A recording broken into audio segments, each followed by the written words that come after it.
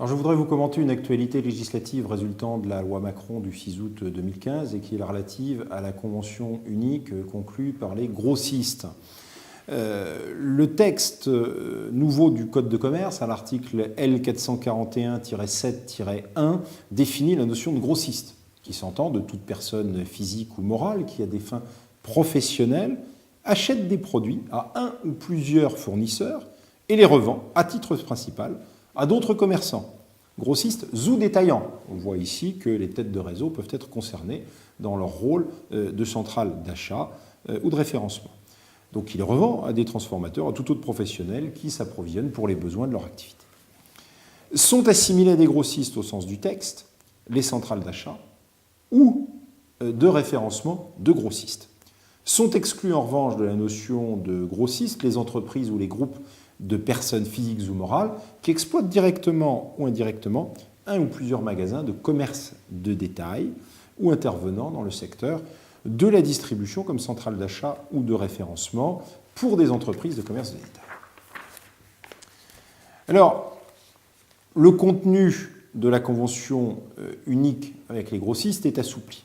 Alors, il y a des points d'identité avec l'article du L441-7 et des points de différence. Alors, s'agissant des points d'identité, tout comme la convention annuelle de l'article L441-7, il est prévu qu'une convention écrite doit être signée avant le 1er mars ou dans les 2 mois suivant le point de départ de la période de commercialisation des produits ou des services soumis à un cycle de commercialisation particulier. Cette convention doit fixer les obligations auxquelles les parties se sont engagées, c'est-à-dire les conditions de l'opération de vente, telles que les remises, les ristournes, qui relèvent des conditions générales, des conditions catégorielles ou des conditions particulières de vente. Les prestations de services de coopération commerciale et, en 3e lieu, les autres obligations destinées à favoriser la relation commerciale entre le fournisseur ou le grossiste. En revanche, à titre de point de différence, entre les conventions de l'article L441-7 et L441-7-1, donc la convention grossiste, on a un contenu qui est assoupli. Notamment, le barème de prix et les CGV n'auront pas à être annexés formellement à la convention annuelle. Les CGV ne devront pas nécessairement être transmises avant le 1er décembre de l'année N-1.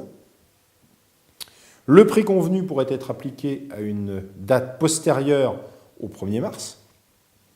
La date d'application du nouveau tarif et d'octroi des différentes réductions de prix pourra être antérieure ou postérieure à la date d'effet du prix convenu. Donc ce nouvel article L441-7-1 dispose par ailleurs que la convention écrite fixera, le cas échéant, les types de situations et les modalités, je vous cite le texte, selon lesquelles des conditions dérogatoires de l'opération de vente sont susceptibles d'être appliquées. Il est donc possible pour le grossiste et le fournisseur de convenir ponctuellement de conditions tarifaires plus favorables permettant à ce dernier, donc au grossiste, d'accorder à son client, à son propre client, un prix de vente plus faible. Alors, n'y a-t-il pas certaines contradictions ?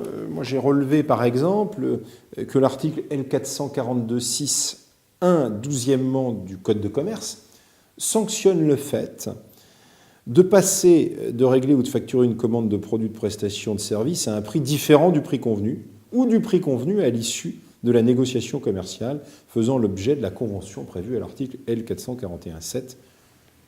Alors, s'il y avait une contradiction, la réforme Macron serait totalement inefficiente et on peut penser qu'elle introduit par conséquent, s'agissant de la convention unique du grossiste, une dérogation à cette prohibition.